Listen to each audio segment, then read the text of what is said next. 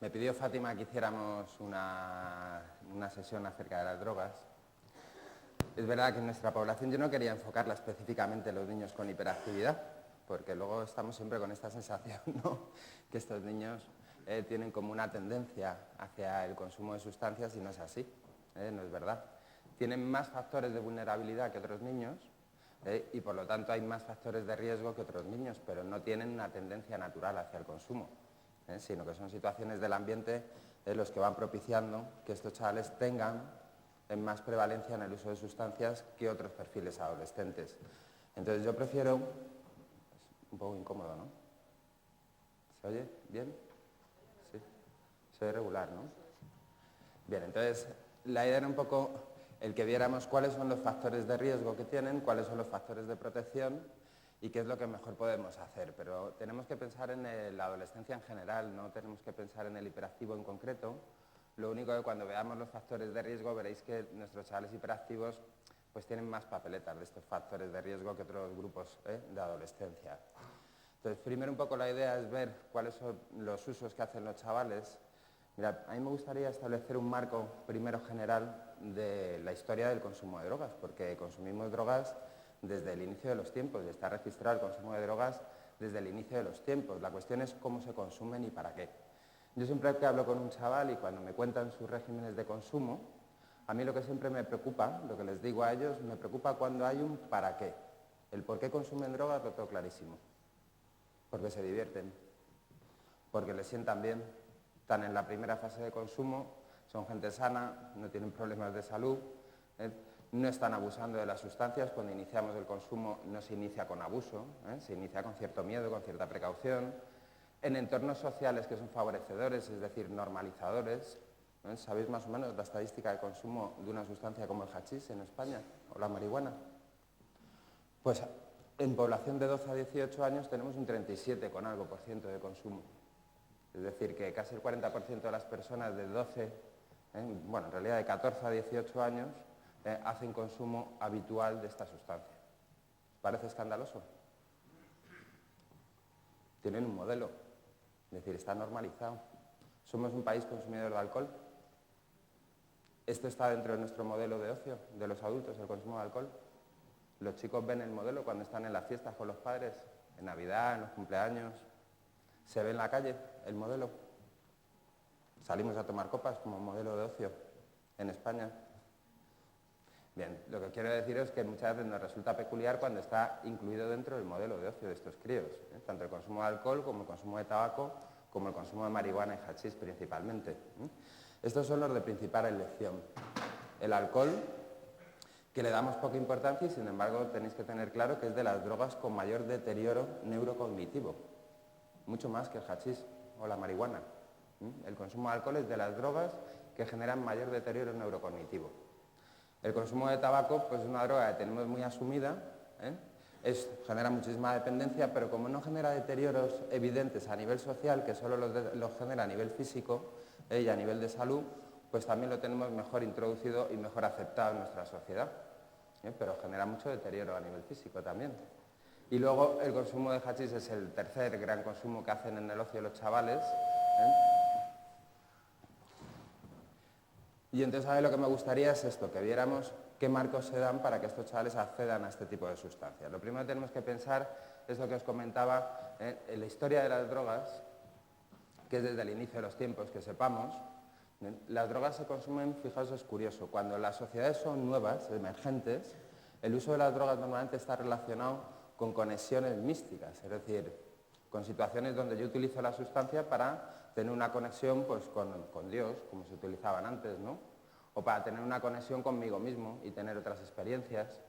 Cuando las sociedades ya están más avanzadas y están más deterioradas, lo que estaríamos en un ciclo, pues como nos ocurre en la sociedad actual, ¿verdad?, que estamos un poco en declive, el uso de las sustancias se hace como un uso orgiástico. ¿Os acordáis de Baco?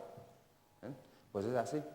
Cuando las sociedades están ya en una etapa mucho más avanzada, donde ya estamos perdiendo ciertos valores que construían estas sociedades y estamos en un momento como el que estamos ahora, el uso de las sustancias no se hace con una intención ni mística para conectar con los dioses, ni introspectiva, como se podía hacer en los años 60, la generación hippie, ¿os acordáis? sino que se hace con un uso exclusivamente de ocio. Y muchas veces dentro de ese uso de ocio es donde yo insisto en los chavales el para qué consumen, no el por qué. Porque el por qué ya os digo que es sencillo entender el por qué. Es una pauta social, se lo pasan bien, son divertidas, encajan con sus dinámicas de ocio, están normalizadas porque el grupo de referencia lo hace y perciben bajo factor de riesgo en el consumo de las sustancias. Aunque parezca mentira, en el siglo XXI siguen teniendo muy poca información sobre las drogas, muy poca, la que reciben de sus iguales. Y tienen internet, que hoy en día se puede indagar. Lo que pasa es que curiosamente indagan más en relación a cómo hacer sus consumos que a los factores de riesgo. Es decir, hay más interés cuando damos formación sobre el consumo de sustancias, los chicos indagan mucho más en cómo hacer su consumo de una manera poco riesgosa. Pero tienen poca información sobre las sustancias que están consumiendo y aquellas cosas que producen en el organismo y el deterioro que generan a medio y largo plazo, tienen muy poca información. ¿Cuándo me preocupo? Cuando hay paras. Cuando el niño dice consumo para dormir, consumo para olvidarme de la movida con mi madre, consumo para bajar mi nivel de ansiedad con los estudios. Ahí es cuando empezamos a tener un problema, cuando existe un para. Y en el momento que existe un para en el consumo, ya hay un factor de riesgo. Porque ese sujeto está asociando el consumo a algo que no está relacionado con el ocio, está relacionado con su bienestar de salud. Bajar sus niveles de estrés, de ansiedad, encontrarse bien, etc. Entonces, este momento histórico en el que vivimos, estamos en un momento del consumo de sustancias desde el punto de vista orgiástico. ¿Cuándo se inicia el consumo de las sustancias? Pues a partir de los 12 años. ¿Cuál es el marco habitual donde se consiguen? ¿En la calle? Pues no, en el ámbito escolar. Es decir, hoy en día los chicos no tienen que buscar entornos marginales para conseguir la sustancia. La sustancia principalmente se vende en sus institutos, en sus colegios. Y no tiene que ver con que sea un colegio público, un concertado o un privado. Ni los niveles socioculturales que antes sí eran determinantes en los perfiles de población que consumía. Hoy todo esto no existe. Cualquier grupo social tiene factor de riesgo. Todos tienen la sustancia en su entorno. Y estamos en situaciones de factor de riesgo en ese sentido. ¿Cuántos de los que estáis aquí con 12 años, de los que estáis aquí, de las generaciones que estáis aquí, que son muchas, cuántos de los que estáis aquí con 12 años creíais que podíais conseguir la sustancia en un entorno normalizado? ¿En vuestra generación se podía conseguir la sustancia en un entorno normalizado, habitual? Normalmente teníamos que conseguir la sustancia en entornos marginales, con lo cual eso ya era un factor de protección en sí mismo, porque dificultaba el acceso. Hoy no, hoy el entorno de acceso es la escuela, con lo cual es un entorno normalizado. Muchos de los que estáis aquí teníais la oportunidad con 12 años de convivir con población de 18, 19, 20, 21 en vuestro entorno escolar. Las generaciones de la ESO. Porque antes no era así. En las generaciones de EGB, ¿os acordáis de la EGB? Se terminaba lo que era la escuela primaria a los 14 años y se iniciaba el bachillerato a los 15. Y tenías un grupo de población pues de chavales de 14, 15 años a chavales de 18, 19 con los repetidores. Pero hoy en el contexto de un instituto tenemos los módulos de formación, tenemos la FP. Es decir, tenemos chavales con 12 años en contextos sociales con tíos de 20, 21, 22 años, con modelos de tíos de 20, 21, 22 años. ¿Entendéis que es diferente? Y además se ha producido un fenómeno que es la normalización a nivel popular. ¿Veis cuántas veces se bromea o se hace incluso apología de las sustancias en las series de televisión que ven los chavales? En las series de televisión normales que ven los chavales se hace apología de la sustancia y a nadie le parece tremendo el que se bromee sobre la sustancia, sobre el consumo de la sustancia, sobre el merchandising con las sustancias, y eso está muy normalizado también, y a nadie le parece que sea un factor de riesgo, y lo es. Y luego, sobre todo, el gran factor de riesgo es ser adolescente. Ese es el gran factor de riesgo. El inicio, como os digo, más frecuente es de los 14 a los 18 años. ¿Y por qué será esta etapa de la vida donde hay más prevalencia de consumo? ¿Por qué creéis? Porque necesitan probar. Lo que define la adolescencia no es que los niños tengan alteración hormonal, que esto es una estupidez, ¿eh? Y esto es una cosa que no se sujeta a la ciencia. En las niñas puede tener algo que ver, ¿eh? Las niñas sí tienen alteraciones hormonales en el momento que empiezan a tener la regla, y es verdad que se producen alteraciones, pero eso no define la adolescencia. Los varones en ese caso somos encefalograma plano, ¿eh? Testosterona para arriba, testosterona para abajo. Testosterona para arriba, más agresividad, más activos sexualmente, testosterona para abajo, más tranquilos, menos activos sexualmente. Pero no hay nada a nivel orgánico de alteración neuroquímica que nos haga estar en esa fase totalmente alterados, inconscientes de las decisiones que tomamos, no tiene nada que ver. La adolescencia es un momento donde los chavales toman sentido crítico de las cosas, es lo que llamamos pensamiento formal de Piaget. Desde un momento que se inicia a los 12-13 años empezamos a tener el pensamiento formal, tener sentido crítico, tener conciencia de nosotros mismos, tener ganas de explorar el entorno de forma autónoma, sin que papá y mamá estén detrás dirigiéndonos. Y entonces por eso se produce el factor de riesgo, porque es el primer momento donde los chavales van a tomar decisiones por sí mismos y dentro de esas decisiones se van a encontrar en contextos no supervisados, que esos son sus contextos de ocio. Y dentro de estos contextos de ocio va a haber marcos, contextos favorables a que accedan al consumo. Porque hoy, por desgracia, lo normal es que en el contexto del adolescente aparezca la sustancia en situación totalmente normativa, sin que sea una situación marginal. Con lo cual se une esta etapa de la vida con un contexto favorable y luego el resto de factores de desprotección frente a los factores de protección. Cosas que nos sorprenden y nos sorprenden llamativamente. Uno, la falta de información. Los padres siguen sin abordar el tema de las drogas adecuadamente con los chavales. ¿Y cuándo es el momento de abordarlo? ¿En qué momento hay que empezar a hablar de esto? Siempre. Es decir, este tema tiene que ser un tema que salga en las conversaciones familiares desde que los niños son muy pequeños. Lo que no podemos es pretender abordar el tema cuando ellos ya tienen su propia opinión formada, os tienen desacreditados a vosotros porque no tenéis experiencia ninguna, y encima vamos siempre a penalizar y a criticar el consumo. Es decir, esto es malo, como yo te coja con esto tú no sales. Este tipo de abordajes son totalmente negativos porque lo que vamos a conseguir es que el niño cierre todas las puertas de comunicación. Por lo tanto, yo creo que lo favorable es que en las conversaciones familiares, igual que se ha hablado de otras cosas, se hable de las drogas y cuando hablemos de las drogas hablemos de las cosas positivas que tienen las drogas y las cosas negativas. ¿Por qué? Porque ¿qué creéis que van a vivir ellos en el inicio del proceso de consumo? Los efectos negativos del consumo que se producen cuando ya hay deterioro, cuando ya el consumo se ha cronificado, cuando ya no estamos bien de salud. ¿O qué experiencia creéis que van a tener ellos en el inicio del consumo? ¿Una experiencia favorable? Os aseguro que el niño que prueba el hachís o la marihuana y le pega un amarillo, como dicen ellos, que es un bajón de tensión, ese chico va a tener un factor de protección, le ha sentado mal, no es divertido. Si vuelve a intentarlo y le vuelve a dar un bajón de tensión, tiene un segundo factor de protección estupendo. Ese va a tener muy poco factor de riesgo. Pero oye, ¿y el que le sienta bien? El hachís es un ansiolítico. Los cannabinoides actúan como ansiolíticos, con lo cual me relajan, disminuyen mi nivel de ansiedad y de estrés, mejoran mi estado de ánimo. Oye, si yo soy un chaval con fracaso escolar, ¿qué tal mi nivel de estrés? Y si tengo conflicto familiar, como ocurre con los hiperactivos, fracaso escolar, conflicto familiar, dificultades en las relaciones sociales, ¿qué tal los niveles de ansiedad y estrés de estos chavales en el ambiente adolescente? Descubre una sustancia como el hachís o la marihuana, un psicodepresivo, un ansiolítico, ¿y cómo le va a sentar? Fabulosamente bien.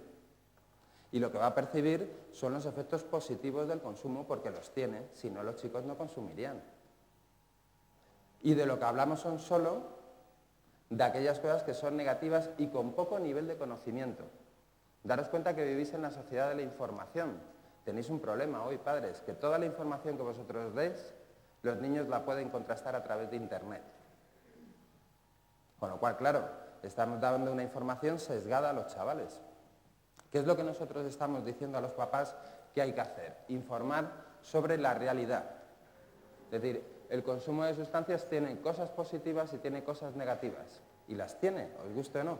Todas las sustancias que utilizan tienen cosas positivas y cosas negativas. Tenemos que hablar de las cosas positivas para poder empatizar.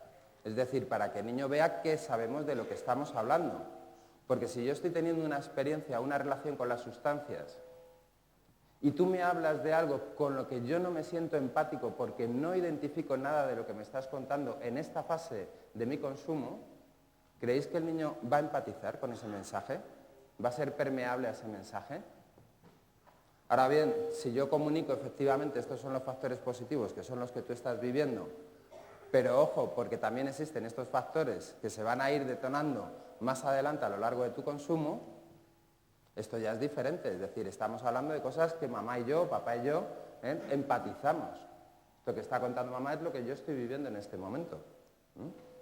Bien, ¿sabéis lo que más impresiona a los chavales? Estuvimos una vez en un programa que hay en las escuelas públicas que se llama Convivir es Vivir, y dentro de este programa dábamos formación sobre el consumo a los chavales y a los profesores. Lo hacíamos con esta línea, trabajábamos con los profesores, les explicábamos cuáles son las drogas que utilizan los chavales con más prevalencia, cuál era el perfil de consumo que tenían y los factores de riesgo, y luego nos quedábamos a solas con los chavales.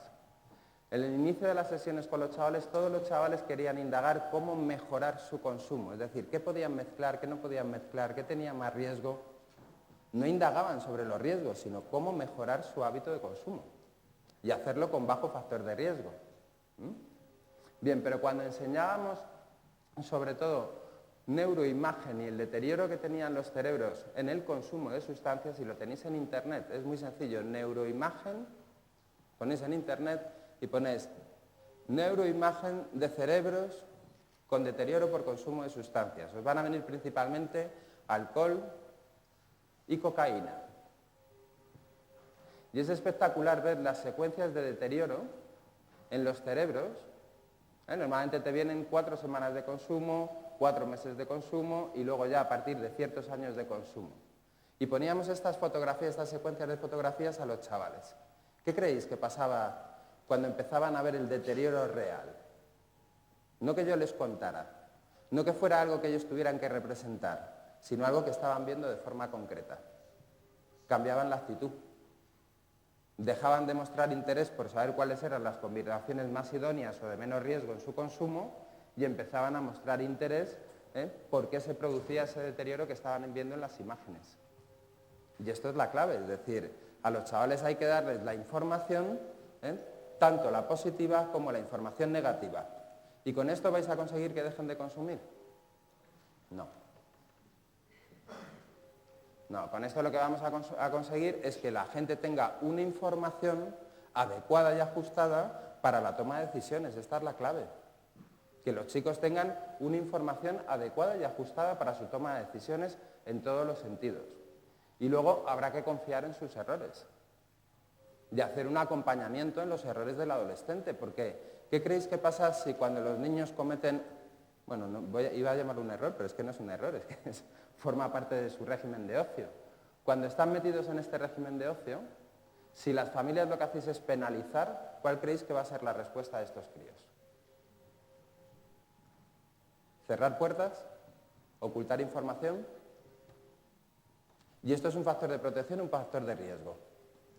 El que tú no tengas la información es un factor de riesgo. Porque la mayoría de las sustancias, para que vosotros veáis un deterioro real en el sujeto, tiene que haber ya un consumo continuado. Y tiene que haberse producido inicio de deterioro, y esto no se produce en los inicios de consumo con los chavales, con lo cual no lo vais a detectar.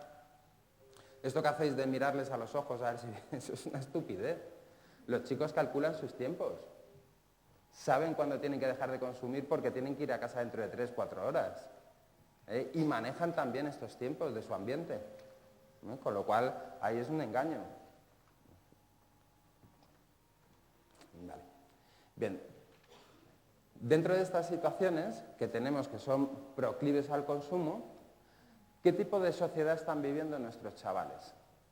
¿Viven en una sociedad basada en el esfuerzo, en el sacrificio, en estos valores del esfuerzo y el sacrificio, o de las recompensas rápidas sin esfuerzo y sin sacrificio? Plantearos este contexto, fijaos. Pasamos de las PlayStation Actividades de ocio que no requieren esfuerzo, no requieren sacrificio, niveles de satisfacción muy altos y además de tipo inmediato, a la etapa adolescente, donde juego con las sustancias y ¿qué me encuentro? ¿Me encuentro un modelo similar de ocio?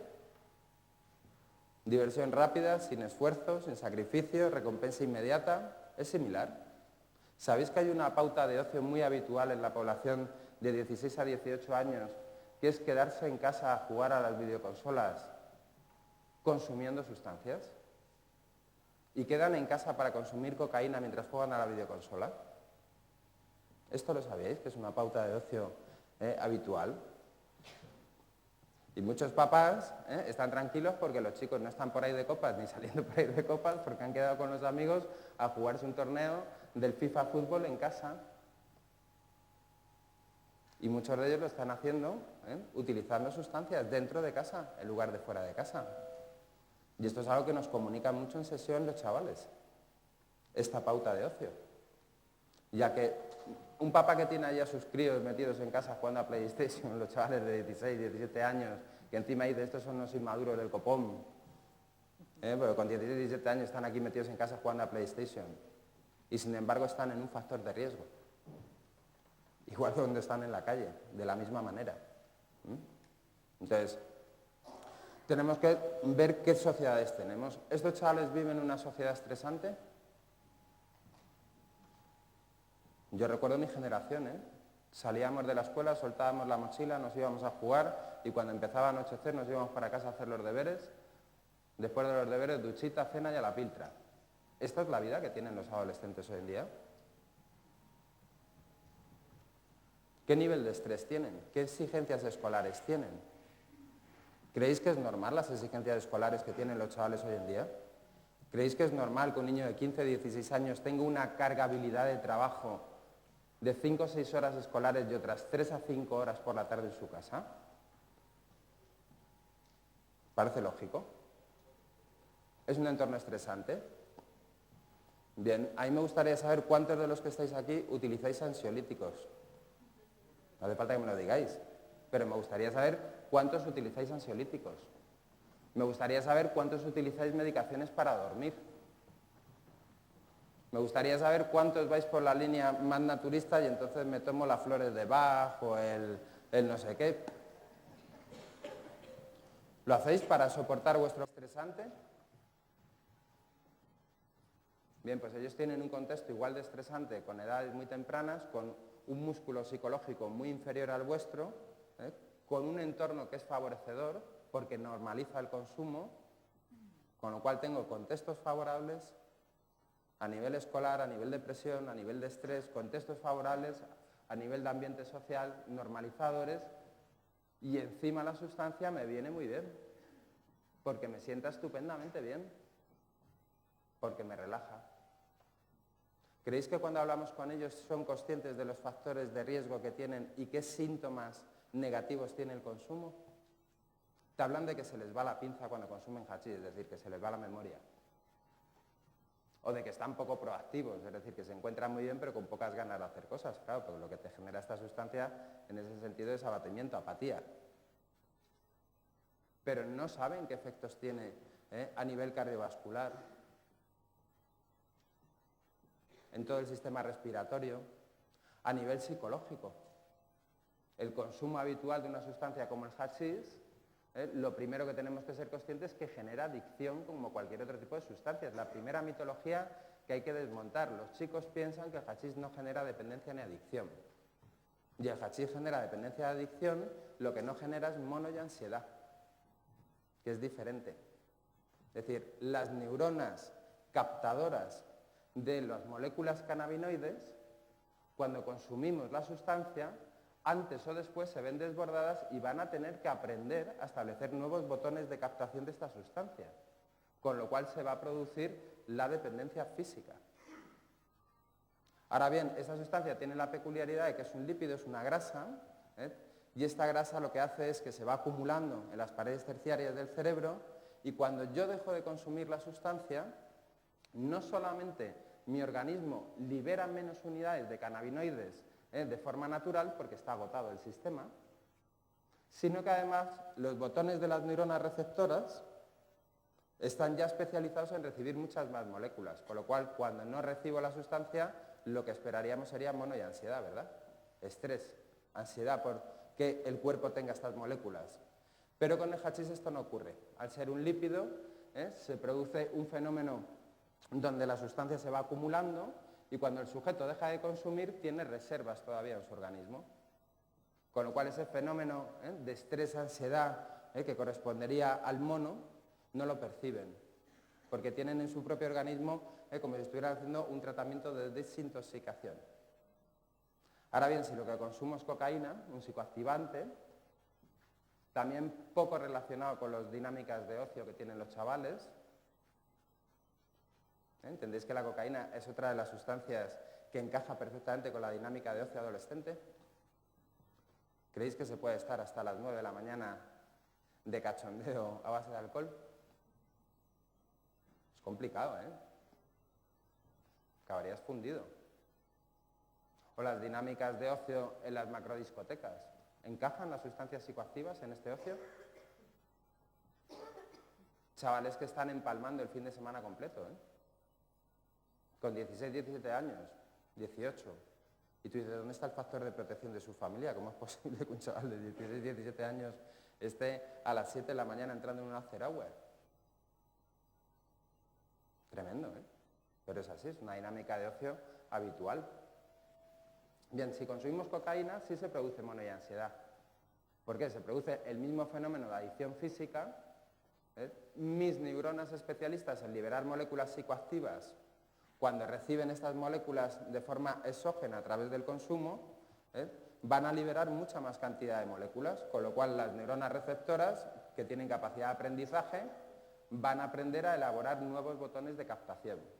Y cuando se elaboran nuevos botones de captación, el organismo ya no percibe el placer que buscaba. ¿Por qué? Porque ya tienen nuevos botones de captación, con lo cual no se produce ninguna alteración del ecosistema natural del cerebro. Y entonces no provoca las alteraciones por consumo. ¿Qué va a hacer el consumidor? Aumentar la dosis, o bien en la frecuencia, consumir en el mismo tiempo con más frecuencia, o aumentar el volumen de la dosis, la misma frecuencia, pero con más volumen. Bien, si yo dejo de consumir la sustancia una vez que se ha producido la adicción física, con sustancias psicoactivas sí se va a producir mono y ansiedad. En el momento que yo dejo de consumir, mi cerebro no solamente no libera las moléculas naturales, sino que además está agotado, con lo cual libera menos unidades de estas moléculas. Con lo cual los botones de captación están como locos, porque están esperando 100.000 unidades y allí están llegando 100. Y empieza el estrés, y empieza la ansiedad. Eso es mono y ansiedad.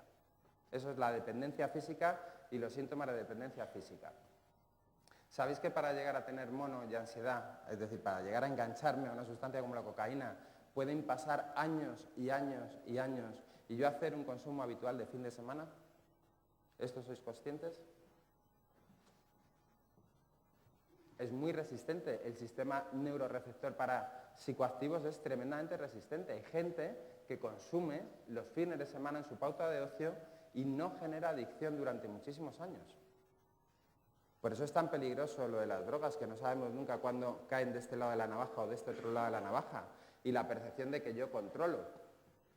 ¿Cómo le vas a decir a un chaval de 18 o 19 años que no controla cuando lleva desde los 16 consumiendo en fin de semana, todos los fines de semana, casi todos los fines de semana, y durante la semana él no tiene ninguna ansiedad ni ningún trastorno por ese consumo, ni siente ningún tipo de sintomatología asociada al consumo? Es muy complicado que el chaval tenga la percepción de riesgo. ¿Sabéis lo que asumen? Lo que asumen es el bajón del día después. Claro, yo consumo psicoactivo, me tiro toda la noche con psicoactivo, cuando llega la mañana siguiente el sistema está agotado y los chicos lo que tienen es una depre. Y están hechos polvo, pero lo asocian pues, a que han bebido mucho alcohol, a que están muy cansados porque han estado toda la noche por ahí, y no lo asocian directamente al consumo. Le ponen otros nombres a ese estado de ánimo después de la marcha. Y hasta que no se llega a deterioro se pasa mucho tiempo. ¿Cuál es el problema que tenemos las personas con hiperactividad? Pues que somos altamente vulnerables a la adicción. ¿Por qué somos altamente vulnerables a la adicción? Porque ¿dónde está el problema en hiperactivo? En la liberación de las catecolaminas, de las sustancias psicoactivas, del cerebro. Con lo cual nuestras neuronas captadoras son más potentes o menos potentes. Están muy habituadas a trabajar, a asumir mucha carga de estas moléculas, o están acostumbradas a asumir menos carga de estas moléculas. Menos carga.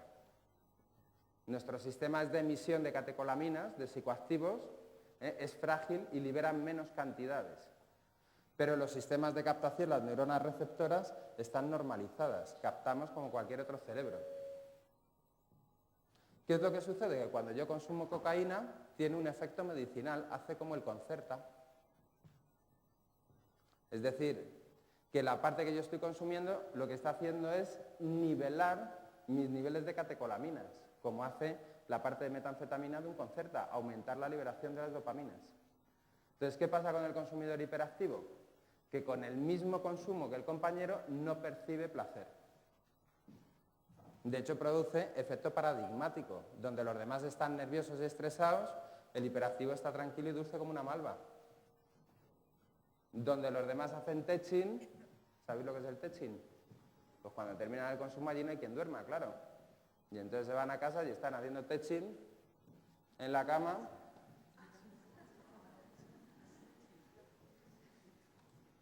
Claro, un hiperactivo no, duerme estupendamente. El consumo de cocaína inhibe el apetito y al hiperactivo no le inhibe el apetito. Pero ¿qué es lo que busca el hiperactivo con el consumo? ¿Estar relajado o colocarse como el resto de chicos? Colocarse, no utilizan la cocaína para estar relajados, la utilizan para colocarse, con lo cual, ¿qué van a hacer? ¿Buscar más dosis para llegar a lo que están viendo en el grupo o se van a quedar ahí? En el efecto positivo, farmacológico casi para ellos. No, entonces el gran riesgo que tenemos nosotros es, por un lado, nuestras trayectorias. Trayectorias de fracaso escolar, trayectorias con problemas de vinculación con las familias por la relación que tenemos con ellos debido a nuestra conducta y a nuestro puñetero fracaso escolar. Niños que la mayoría de ellos han fracasado socialmente y que cuando llegan a adolescencia todo aquello por lo que les hemos criticado, que son sus conductas de riesgo, de inconscientes, resulta que les convierten en líderes de grupo. Dile a un niño que lleva toda su etapa infantil fracasando a nivel social, que cuando llega a la etapa adolescente esas conductas de alto riesgo que tiene les sitúan dentro de un papel relevante en el grupo, dile tú que se está equivocando, que tiene que cambiar de amigos porque no le vienen bien esos amigos. Que a mí una cosa que me sorprende mucho de los padres hiperactivos es que no le vienen bien sus amigos. Yo, joder, pues si el tuyo es el hiperactivo. Es decir, que habrá que ser prudente, a ver si va a ser el tuyo que no le viene bien a los otros, ¿no? Pero tampoco es así, es decir, ellos tienen tendencia ¿a qué? A ir con el grupo de chavales que tienen dinámicas más sanas. No, ellos tienen tendencia a ir con el grupo de chavales que tienen fracaso escolar como ellos, que tienen dificultades como ellos, y entonces ya tenemos ahí otra vez un marco favorable. ¿Y qué tal los niveles de estrés y ansiedad de nuestros hiperactivos? El grupo de población adolescente con más prevalencia de ansiedad, depresión. ¿Cómo llegan nuestros hiperactivos a adolescencia? ¿Cómo llega su autoestima? ¿Sabéis que la autoestima es un factor de protección para el consumo? Que los chavales que están sanos mentalmente, que tienen buena autoestima, tienen menos incidencia de consumo de sustancias. Nuestros hiperactivos llegan todos con la autoestima por los suelos. Porque estamos constantemente lanzándoles la información miserable de los errores que cometen por sus síntomas. Yo siempre lo digo cuando hablamos de hiperactividad. La hiperactividad es la única patología del mundo que se conoce donde el sujeto es penalizado y castigado por los síntomas de su problema. Es de las patologías menos comprendidas por el entorno. Familiares, profesores, iguales, los hermanos, compañeros. Con lo cual, ¿qué tal llego al marco adolescente? Y encima esto me hace ser un perfil de éxito, soy un pope. ¿Sabéis lo que son los popes? Los popes son los chavales que tienen cierto liderazgo social, pero no a través de conductas y modelos adecuados. Los popes son los que pasan el hachís en el cole. El pope es el que pasa las pastillas. El pope es el que te conecta con las cosas que tú necesitas. Y claro, desmóntale a estos críos que vienen del fracaso social, desmóntales ahora que tienen éxito social a través de estas situaciones, desmóntaselo, es complicadísimo. ¿Lo entendéis que es muy complicado?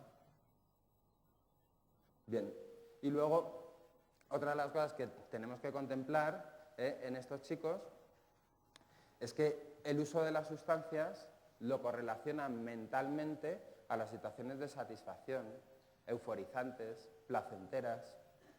Esta es la relación que tienen. ¿Creéis que estos chavales tienen muchas sobredosis? ¿Creéis que tienen sobredosis por consumo? ¿O que mantienen un consumo relativamente sensato? Los chicos no tienen sobredosis por consumo. Son muy pocos. La incidencia de una sobredosis es muy bajita respecto al consumo que hay. Incluso los comas etílicos. El porcentaje de comas etílicos es bajísimo. Es decir, que hacen un consumo que se lo pueden permitir durante mucho tiempo, percibiendo ellos bajos factores de riesgo y altos niveles de satisfacción. ¿Cómo trabajas eso? Oye, vosotros podréis dejar algo que no percibís como de riesgo, que lo veis normalizado porque lo tenéis en vuestro entorno, no requiere esfuerzo y genera altos niveles de satisfacción. ¿Os puedo convencer para que lo dejéis? Si tenéis esa previsión mental de la ausencia de riesgo. Por lo tanto, bien, ¿cuál es el abordaje que tenemos que hacer? Pues desde luego, el abordaje cuando tenemos niños hiperactivos, el abordaje debe ser de siempre. Esta conversación tiene que salir siempre que podamos y además meterla de forma ecológica en el discurso. Lo que no vale es hablar, ven aquí hijo mío que te voy a hablar del sexo de las mariposas. No son permeables a eso. Hay que sacar la conversación a lo largo de su desarrollo de forma normalizada. Hay que aprovechar contextos, con la televisión, por ejemplo, cuando salen noticias, etcétera, donde hablemos del consumo de sustancias de forma normalizada, porque lo que hacemos desde un principio es penalizar la probabilidad del consumo de sustancias. Y esto es lo que hacemos cuando son pequeños. Estáis dando mensajes donde anticipáis que si eso ocurre en vuestro entorno familiar va a ser penalizado y no comprendido. Si este es el mensaje que tiene el niño a lo largo de su preadolescencia, ¿cuál va a ser la conciencia que tenga en su adolescencia? ¿Va a sentir las puertas de la comunicación abiertas en casa para este tema? ¿Va a sentirse libre para comunicaros que ha probado el hachís? ¿O lo va a ocultar? Bien, pues aunque os dé miedo y os aterre, el marco ideal, el mejor marco, el más protector, es donde un chaval tenga las puertas de la comunicación abiertas para poder comunicar que ha probado el hachís en su entorno. O que ha conocido la cocaína. O que está bebiendo alcohol y se está pasando. Y en lugar de generar estos marcos donde abrimos las puertas, generamos marcos donde cerramos las puertas. Con lo cual, cuando ya os llega un problema por consumo, os llega ya el problema. No podéis hacer actuación preventiva, porque os llegan ya los niños con deterioro. Cuando sois conscientes de que hay un problema con las drogas, es porque ya hay deterioro social, o deterioro cognitivo, o deterioro físico. Con lo cual ahí ya no podéis hacer labor de prevención. Y de lo que se trata con las sustancias es hacer labor de prevención, no de actuación cuando el niño ya tiene el problema. Bien, ¿cuántos de los que estáis aquí habéis indagado en Internet acerca de las 3 grandes sustancias que vuestros chavales consumen? Alcohol, hachís y cocaína. ¿Habéis indagado en Internet? ¿Cuántos tenéis adolescentes de los que estáis aquí? Bien, de los que tenéis adolescentes, ¿cuántos habéis indagado en Internet acerca de las 3 grandes drogas que se consumen? Levantar, levantar. Bien, señores, estáis perdidos. Sí, pero estáis perdidos en ese sentido, es decir, educar es que yo tengo que tener más información que mi cachorro para poder educar, para poder transmitir el riesgo o para poder intervenir y modular una situación, tengo que tener conocimiento. ¿Tienen ellos razón cuando dicen que no tenéis ni idea, que no sabéis de lo que estáis hablando? Oye, y si fuera al revés, ¿qué os pasa a vosotros cuando escucháis a vuestra adolescencia soltar esas cosas que sueltan los adolescentes? Pues ya sabéis que son sabios, inmortales y sabios, y te sueltan su opinión, y tú desde esa posición dices, pero qué inconsciente, qué falta de formación tiene. ¿Os pasa o no os pasa con opiniones de vuestros adolescentes? Que decís, bueno, qué desinformado está. Bien, pues esto es lo mismo que le pasa a ellos con vosotros con el tema de las drogas, que estáis desinformados. Y es fundamental porque yo tengo que transmitir conocimiento y competencias a los chavales y las tengo que transmitir yo por mucho miedo que os dé. ¿Creéis que tenéis información rigurosa en la red? Sí, la tenéis. Tenéis esa información rigurosa en la red. De hecho, el abordaje que está haciendo el Ministerio de Salud respecto a este tema cada vez es mejor. Si os habéis dado cuenta, los libritos que mandan de prevención de consumo, lo que explican es lo positivo y lo negativo. De dónde viene la sustancia, qué provoca, efectos positivos y efectos negativos físicos y efectos negativos psicológicos. Pero lo hace de forma neutral. Ya no entra en el niño malo caca, sino esta es la información, esto es lo que vosotros tenéis que manejar, porque vosotros tenéis que tomar la decisión. ¿Creéis que podéis tener algún nivel de control sobre las decisiones que toman en su contexto social? Señores, cuando los niños llegan a la adolescencia, las familias son los colegas. Perdéis la facultad de dar modelos a los chavales, ya no son permeables a vuestros modelos. Esto os ha pasado a todos, llegáis a la adolescencia, sentido crítico, ya pienso por mí mismo, mi cuerpo es mío, papá y mamá ya no son estupendos y maravillosos, y la referencia sobre la información, los modelos, etcétera, los aporta el grupo social, sus iguales. ¿Estáis compensando la información que les aporta su grupo de iguales con el mismo nivel de desconocimiento que tienen ellos? ¿Lo estáis haciendo? ¿O es el vuestro el que no va a consumir? El mío es el que no consume. Como el tuyo sea hiperactivo, estás en una posición un poco equivocada porque tienes más prevalencia que otros grupos de población. Con lo cual, si piensas que el tuyo es el que no consume, cuando no hace actividad deportiva arreglada, cuando tiene fracaso escolar, cuando tiene malas relaciones sociales, cuando tiene una relación dentro de casa regulín, pues oye, lo que estás diciendo es que el tuyo, teniendo todos los factores de riesgo, no va a entrar en la situación de riesgo, es decir, una inconsciencia como la copa un pino. Que es lo que tenéis que empezar a plantearos. Con estos niños hay que comunicar y comunicar y comunicar en un marco de no penalización, tampoco en un marco de favorecer. Es decir, lo que yo no voy a hacer es tuvimos una vez un papá que pretendía que yo consiguiera que su hijo de 15 años no fumara hachís en casa. El tío era músico, trabajaba como músico, se levantaba a la 1 de la mañana del mediodía, fumaba en casa delante de su chaval y pretendía que yo, dándole el modelo que tenía en casa, hiciera que su chaval no consumiera hachís dentro de casa. Pues es imposible, este chico tiene este modelo. Entonces, eso no se trata de favorecer, no se trata de generar un marco donde yo prefiero que lo consumas en casa y que no lo consumas en el parque o por ahí tirado, como hacéis algunos papás con la sexualidad, ¿no? Hijo, yo prefiero que estés en tu habitación a que estés en un parque y te desgracien por ahí cualquiera. Eso no se puede hacer con las drogas. Pero no se trata ni de lo uno ni de lo otro, no hay que tener miedo a dar la información y a indagar e informarse. ¿Cuántos de los que estáis aquí, que tenéis hijos adolescentes, habéis buscado orientación profesional sobre el tema de las drogas para hacerlo con vuestros hijos? Y es algo muy importante. Es decir, cuando yo tengo un desconocimiento sobre algo tan importante como son las drogas y el uso de las drogas por parte de los adolescentes, una de las cosas que yo tengo que buscar es orientación en cómo hacer el abordaje.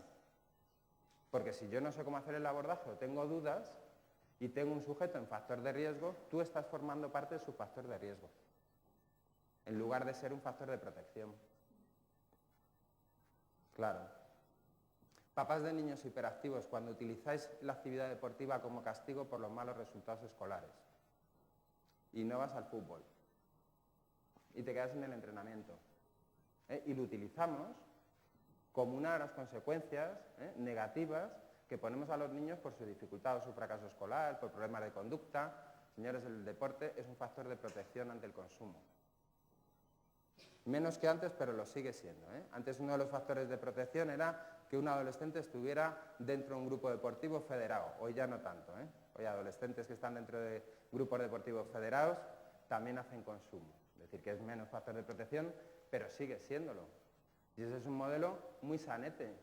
Y los padres de hiperactivos utilizan la actividad deportiva como un consecuente punitivo con sus chavales. Os lo digo siempre, el deporte es sagrado. Podréis penalizar con la televisión, podréis penalizar con salidas de fin de semana, pero no se puede penalizar con el deporte. El deporte tiene la misma importancia que la actividad académica, que la actividad escolar. La misma, no se puede utilizar como un recurso de consecuente. Todo lo contrario.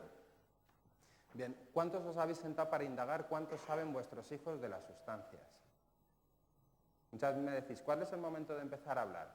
Yo, si no hay hiperactividad, siempre os digo que ellos os van a dar la clave, porque os van a empezar a comentar, y van a empezar ellos a indagar y a preguntar. ¿Y qué es eso? ¿Qué es eso que fuma ese señor? ¿Qué es eso que estaba fumando ahí en la película? O tengo un amigo que ya fuma porros. Tengo un amigo que ya fuma porros y ya tienes que empezar a hablar. Claro, porque ya sabes que lo tiene en el contexto, que empieza a haber un interés. Pero si la población de la que estamos hablando es del hiperactivo, no esperéis a que aparezca la información. Anticiparos vosotros a esta información. Darla desde siempre, desde pequeños. Trabajar con ellos en este sentido desde pequeños. Lo que más me está ayudando a mí con adolescentes, para que sean, por lo menos sean cautos con qué consumo están haciendo y cómo lo están haciendo, es explicarles su debilidad neurológica. Los factores de riesgo de su impulsividad, los factores de riesgo de su fragilidad neurológica para el consumo debido a su problema, su disfunción con las dopaminas.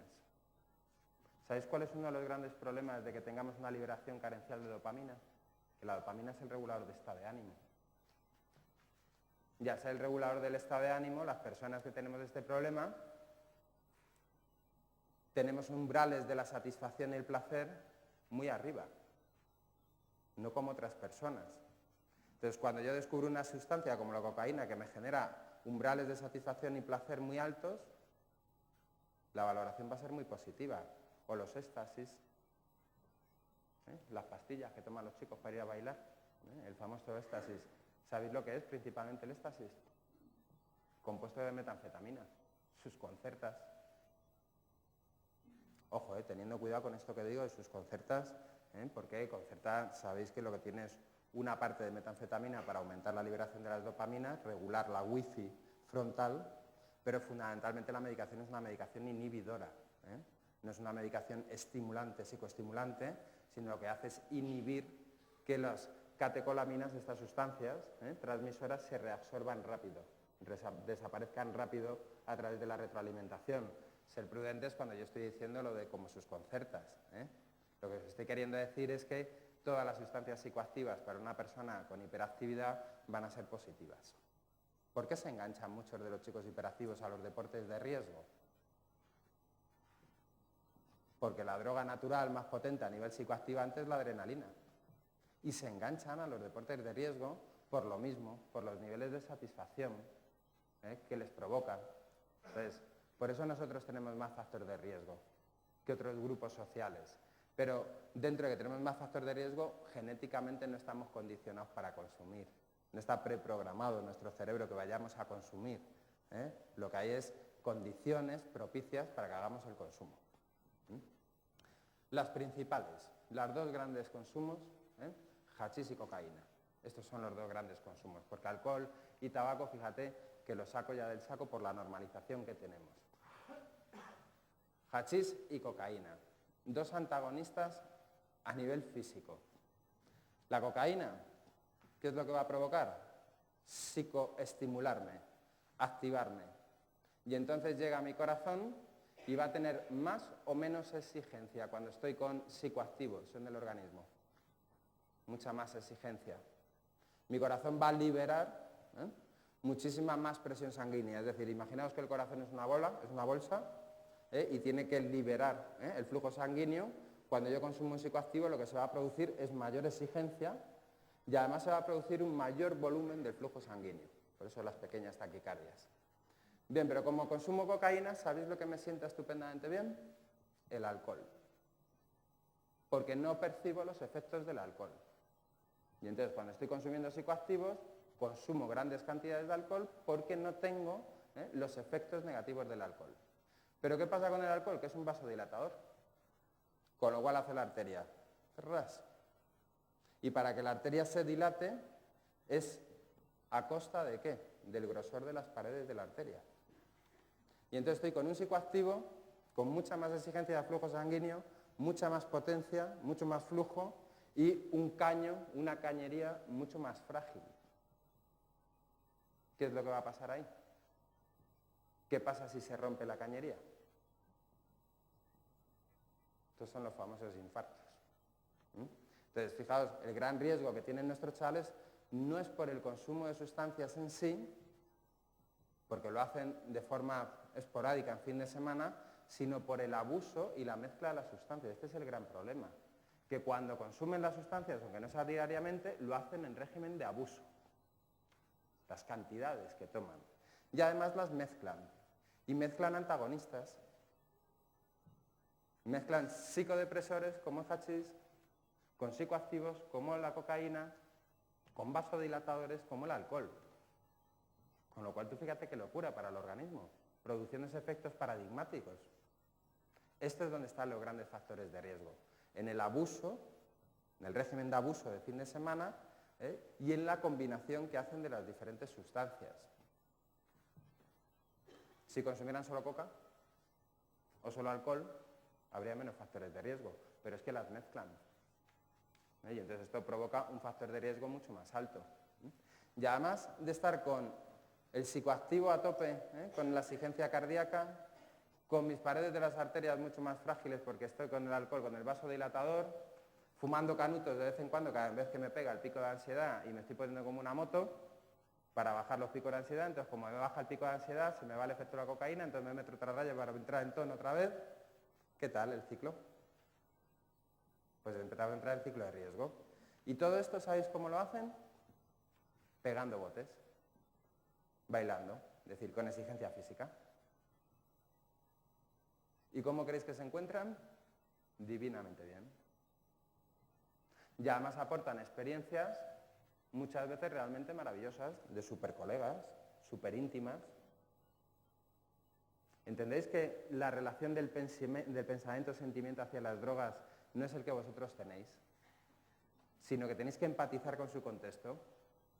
Hemos salido de marcha, nos hemos pegado un marchote y cuando hemos terminado de marcha somos allí todos súper colegas, súper amigos, experiencias súper guays, hemos ligado. ¿Creéis que están asociando el consumo a algo negativo? No, no lo están haciendo. ¿Y qué creéis? ¿Que cuando a uno le pega un susto, creéis que los otros son muy conscientes del susto? ¿O le quitan hierro a la cosa? Señores, vais a ver chicos en una acera sentados mientras los colegas están de marcha y de vez en cuando van a ver cómo está, a levantarle la cabeza y a ofrecerle un cafetito o una Coca-Cola. Pero ahí está el niño con una sobredosis, con intoxicación tóxica, y los compañeros no son conscientes ni responsables ante la situación. ¿Entendéis? No son conscientes. Entonces, ¿tienen que ser conscientes ellos por sí mismos que son adolescentes o tendremos que ser los adultos los que les hagamos tomar conciencia de la situación? Esta es la clave, pero esto que habéis hecho hoy, cuando yo he preguntado cuántos habíais indagado sobre las drogas teniendo adolescentes, esto es lo que ocurre a nivel general en la población. Empezáis a indagar cuando tenéis un problema, es decir, cuando menos eficaces, cuando ya os van a tener que ayudar los profesionales y ya no hace falta indagar porque te van a informar. Y esta es la clave con estos chicos. Bueno, entonces yo mi consejo de verdad es que comunicar la verdad, lo positivo y lo negativo. Ser rigurosos porque van a contrastar la información en Internet y esto es muy importante. Como os desacrediten estáis perdidos. Como deis una información para salir del paso o para posicionarles a tu favor, estáis perdidos. Tienen donde cotejar la información. Con lo cual, ser rigurosos. Que la información no venga directamente de mí como papá o como mamá porque va a haber poca permeabilidad. Es una etapa donde hay poca permeabilidad a la información que da papá y mamá. Con lo cual me siento contigo en el ordenador, buscamos la información neutral, no la que yo te doy, sino la que hay. Y juntos miramos esta información sin que sea papá y mamá quien te la está dando. Y cuando ya tengo el marco de la información con lo bueno y con lo malo, porque tiene cosas positivas y también las tienen que saber porque las van a vivir, luego tengo que dejar las puertas abiertas, es decir, tendré que confiar en ti, tendré que confiar en tus tomas de decisiones, tendré que confiar en tus errores, pero sobre todo, hijo, si tú te equivocas o metes la pata, háblalo con papá y con mamá. Este es el marco.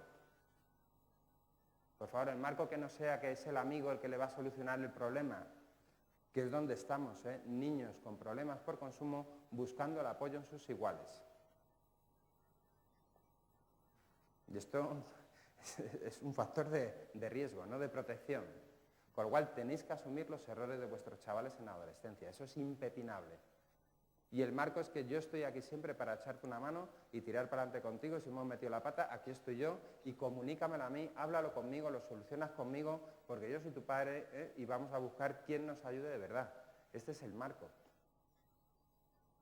Fuera de este marco estáis perdidos porque está en el ambiente, es normalizado, los chavales no lo perciben con riesgo, tienen un alto desconocimiento, igual que vosotros, sobre las sustancias y los riesgos de las sustancias, y tenemos una sociedad que favorece el consumo de sustancias. Y si no, a las pruebas me remito, a las prescripciones de ansiolíticos, antidepresivos y medicaciones para dormir. Es lo mismo en el mundo infantil, lo mismo, se automedican para lo mismo que vosotros. Y en vosotros no lo veis criticable y en ellos lo veis criticable. Entonces, a lo mejor lo que hay que hacer es, como siempre, cambiar los marcos para que cambien las líneas de ocio y las opciones vitales de los chavales. Eso es lo que habrá que hacer, cambiar los marcos. Si no cambiamos los marcos, pues tendremos las mismas intenciones de consumo que tienen ahora. Y es normal que las tengan, de verdad, Es decir, yo entiendo que no habéis vivido lo que es la dinámica adolescente en este momento, pero es normal, está totalmente integrado en su cultura del ocio. Totalmente integrado. Y a veces el que no consume es un pringao. Y si tengo baja la autoestima y no consumo, soy un pringao. Y de repente consumo, ya no soy pringao, molo. Y entonces, fíjate, consumir, que no requiere ningún esfuerzo, ningún trabajo, hace que solucione un problema que durante 12 años de mi vida he sido incapaz de solucionar con estrategias sociales. Ahora molo, solo por consumir. ¿Entendéis? Entonces, bueno, pues sobre todo esto, ¿no?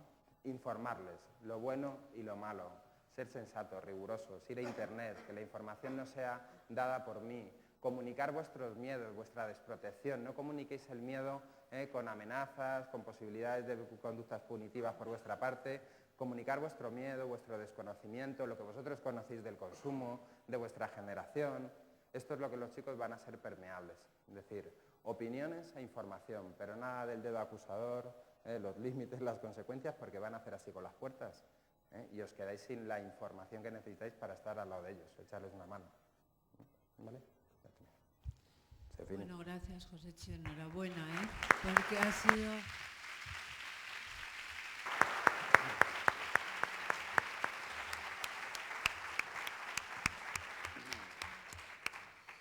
Bueno, yo creo que ha sido una conferencia fantástica, enhorabuena, Josecho.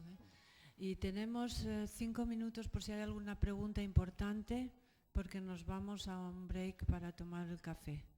Y luego a la vuelta seguirá José Ramón con hacia una escuela sin fracaso escolar, algo que también nos es muy importante. Si hay alguna pregunta, de 5 minutos responde. Sí.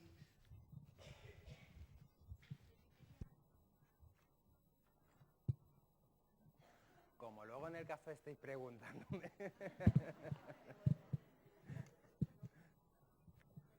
Sí, quería preguntarte que en cuanto a la información en el tema de las drogas, también ha habido un cambio, porque se empezó como insistiéndonos en que tanto padres como profesores debíamos proporcionarles una información muy exhaustiva, pero luego se vio que esta información en muchos casos les propiciaba o les animaba a conocerlo, a consumirlo prematuramente.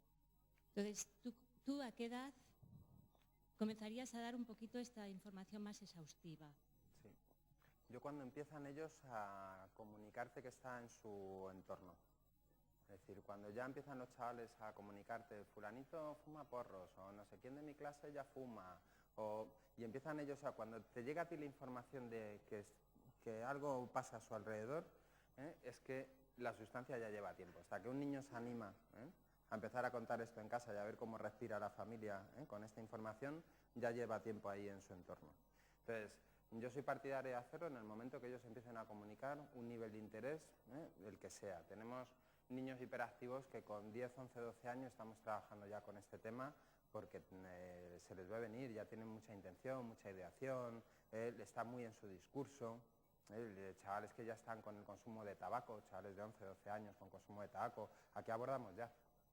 Si me estás hablando de un marco más general, es decir, no anticiparles información, si me estás hablando de ese marco más general, entonces me iría a la etapa de inicio de consumo, que son los 14-15, que es la etapa de inicio de consumo en este país, donde está el primer factor de alto riesgo, ¿no?, por edad, y me iría a esta etapa, 14-15. Porque tú, ¿cómo ves que un chaval que desconozca mucho de estas sustancias y se les da esta información también, ¿no puede haber también ahí un pequeño riesgo? Sí, pero lo que pasa es que volvemos un poco a lo de siempre, ¿no? Es ponderar. Es decir, ¿qué te genera más beneficio? Porque el dar la información muy rigurosa, de repente abras el apetito de curiosidad de un chaval frente a todos los que ya tienen ese apetito abierto y les estás dando información para que hagan un uso responsable de esa libertad, que es su ocio y sus consumos en los ocios, ¿no? Pues a lo mejor es verdad que existen estas víctimas, ¿no?, donde estás anticipándoles y no tenían la información ni tenían la curiosidad. Pero claro, no por uno tengo que atender a la gran mayoría, que sí requiere de esta información. Es que estás hablando de estadísticas, fíjate, que yo creo que son criticables por lo que nosotros conocemos, ¿eh? El 30 y tantos % de consumo en población de 14 a 18, a nosotros nos parece muy criticable por la información que conocemos, directa. Es decir, la gran mayoría de los chavales de secundaria tienen relación con la sustancia en un otro régimen, más o menos frecuente, pero la tienen. Y es muy generalizado. A partir de segundo de la ESO es muy generalizado que la población tenga relación con el consumo de gas. Nosotros hacemos una estimación criticable, muy criticable, pero hacemos una estimación de por encima del 60-70% de los chavales de esta edad tienen relación de una u otra manera con las sustancias. Con alcohol, sin duda ninguna, pero con el hachís estamos en estos porcentajes. Y entonces, el comunicar de forma anticipada, bueno, si estamos hablando que la etapa de inicio es 14-15, eso no puede ser anticipado nunca, porque ya tienen ahí el factor de riesgo, o lo que dice la estadística, ¿no? Decirlo a niños antes, sí, a los hiperactivos yo soy partidario de comunicar desde, generar este marco de hablar de la sustancia a los diferentes niveles a lo largo de su desarrollo, yo creo que es fundamental para ellos. Son niños muy impulsivos, valoran muy poco las consecuencias, los riesgos, son muy permeables a la opinión de terceros, muy vulnerables a la presión de ambiente, sobre todo cuando han tenido fracaso social, y esto hay que irlo anticipando. Lo que no podemos hacer es abordar las cosas cuando ellos ya no son permeables a la información. Cuando no hemos hablado nunca con ellos de sexo y ahora pretendo, porque le veo en factor de riesgo con 16 años, hablar de ese tema, pues es que el niño no está cómodo contigo hablando de ese tema, es que no habéis hablado nunca de ese tema. Entonces el chaval no está cómodo. Si tú tienes un marco donde se habla de la sexualidad con cierta normalidad a lo largo del desarrollo, cuando llegan las preguntas más personales de ese crío sobre la sexualidad, tiene un marco favorable, está cómodo, se siente cómodo con la familia. Entonces, con hiperactivos yo desde es un tema que sacamos en cuanto se puede, ecológicamente, es decir, hay noticias en el telediario, hay situaciones que comentamos de una vecina, fíjate lo que ha pasado con su hijo, no sé qué, es decir, esos marcos normales, ecológicos, son los que hay que aprovechar para exponer y poner la situación sobre la mesa. Y sobre todo eso, intentar no transmitir, es decir, cuando los adultos transmitís el miedo, muchas veces lo hacéis de forma agresiva, poniendo límites, anticipando consecuencias. Lo que hay que transmitir es el miedo abiertamente, es decir, hijo, yo tengo pánico a esto, porque lo que yo conozco de esto, lo que yo he vivido a mi alrededor, mi amigo en la facultad, esto es lo que yo he vivido, no conozco otra cosa, por eso le tengo miedo. Y desconozco la situación actual, y por eso me informo. Pero claro, tengo que tener la conducta de informarme, no como hemos visto que no nos informamos, una cosa tan seria, ¿no? Entonces, yo insisto, esto no es ciencia, es una opinión personal, como creo que hay que hacerlo y como desde luego yo lo abordo en consulta con los críos. Y hay familias que no quieren y se niegan a que haga un abordaje en consulta. Y yo les explico el factor de riesgo de no hacerlo, ellos lo asumen y ya está, pero tenemos familias que no quieren que se toque esto con un niño de 12, 13 años que ya está fumando tabaco. Es decir, que es que el tuyo va contra las papeletas cogidas, va de cabeza. Gracias. Nada. Sí. Aquí, primero aquí. Sí.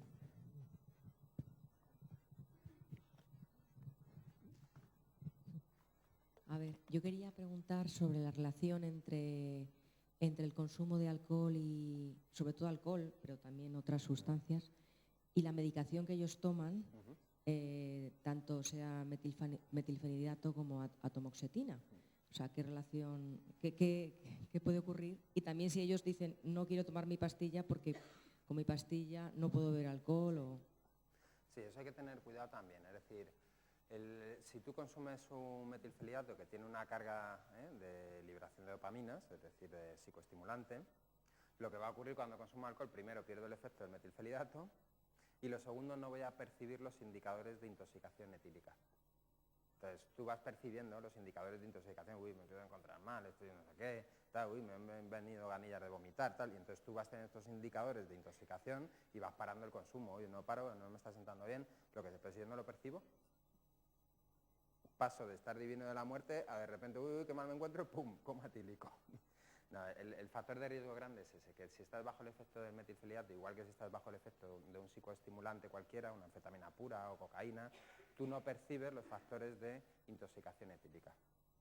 Y entonces, claro, te estás consumiendo, metiendo más carga de alcohol en sangre, no percibes el riesgo, los síntomas de riesgo, y ahí está. Pero tenemos que tener cuidado porque estamos provocando que los niños pierdan la adherencia a la terapia farmacológica en adolescencia por esto de la incompatibilidad del consumo. Y hay que ser muy prudente, vamos a ver. Ellos van a tomar un Concerta, la mayoría de ellos, que dura hasta las 7 de la tarde.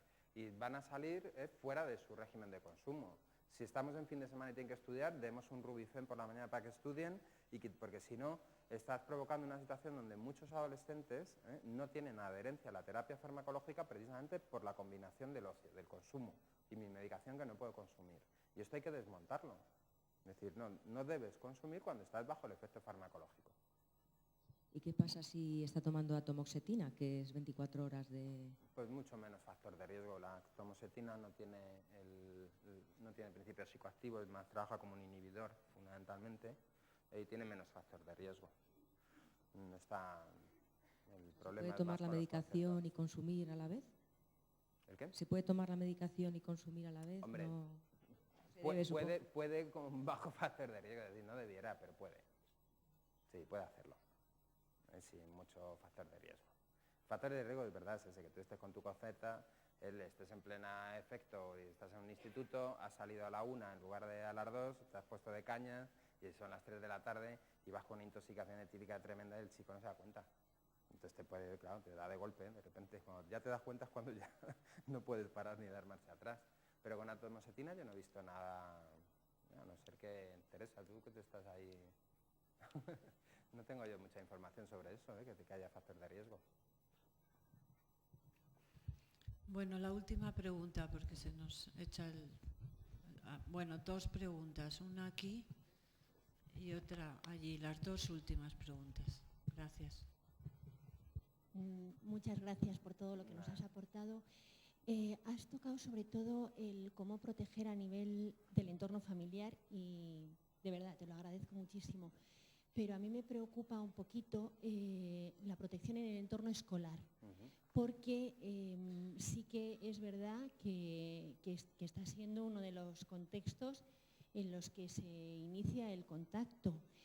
Y no sé en otras ciudades de España, pero por ejemplo aquí en Madrid hemos vivido la situación de que ahora en abril el plan de prevención que habría para adicciones que trabajaban en todos los centros públicos, concertados, en privados menos, porque no se podía acceder a todo, o sea, se ha recortado, vamos, ya no existe ese apoyo a profesores, a familias.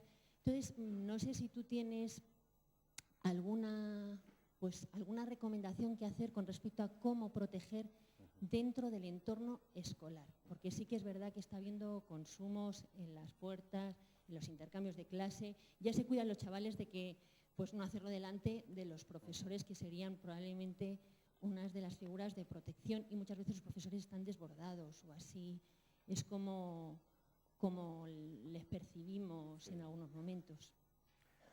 Sí, vamos a ver, a nivel escolar también lo ideal sería tener programas transversales, es decir, que lo que no se puede estar haciendo es de forma puntual, de repente un día viene un tío de un centro, viene un psicólogo. No, los programas con el tema del consumo tienen que ser programas transversales, que tengan transversalidad en el currículum de secundaria, tiene que estar este tema de forma transversal. Cuando se estudia química, cuando se estudia física, cuando se estudia, tiene que estar de forma transversal. Y en la misma línea, en la línea de la información y de la formación, no de la penalización. Porque la línea de la penalización, que ha sido necesaria, el poner los policías de barrio en el control a las salidas, todo eso lo que hace es generar un clima mucho más atractivo del consumo, es decir, este clima de peligrosidad, de estar outsider, pues en un adolescente es muy atractivo. Es decir, yo no iría por esas, de hecho no ha demostrado eficacia, ¿eh? Es decir, el hecho de que tú pongas los policías de barrio a la salida de los institutos, lo único que has conseguido es que el traficante de cocaína, que era para el que fundamentalmente era, pues el de hachís dentro de la escuela, en lugar de quedar allí delante del patio a la salida, pues por el móvil quedan en el parque que hay 3 metros más para allá, 1 hora después que se ha ido la policía de barrio. Es decir, que las medidas de contención pues no son muy eficaces, la verdad.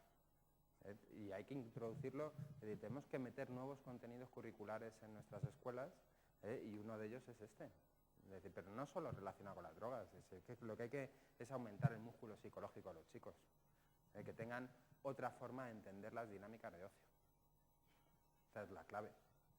Pero trabajamos en limitar las cosas sin dar opciones y vías nuevas, entonces claro, yo te quito esto pero no te doy opciones nuevas. ¿Ya?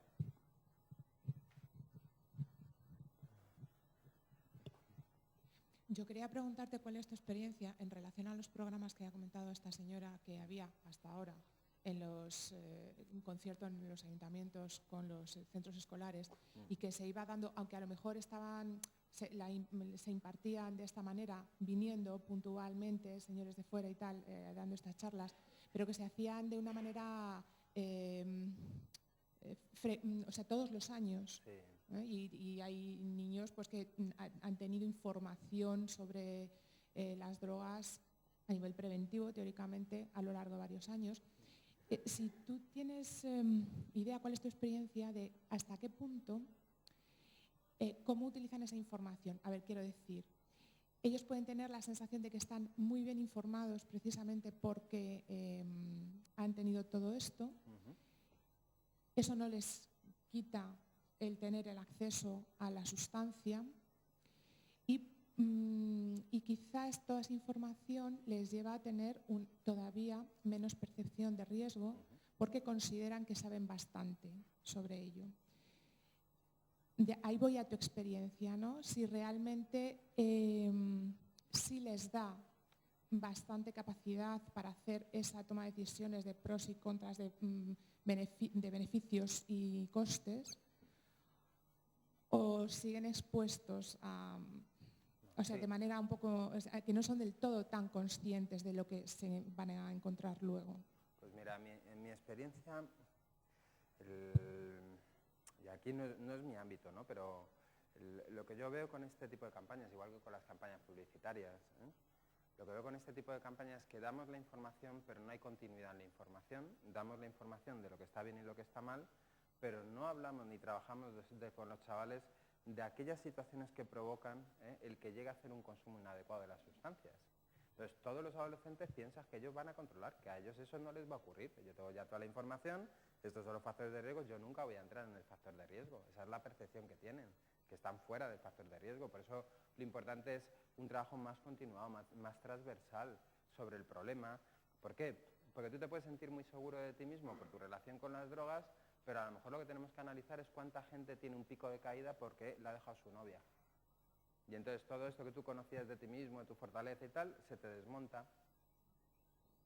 O porque fallece un familiar querido, o porque... Es decir, esto es lo que no se trabaja con los chavales, los factores de riesgo a lo largo del desarrollo en la etapa infanto-juvenil.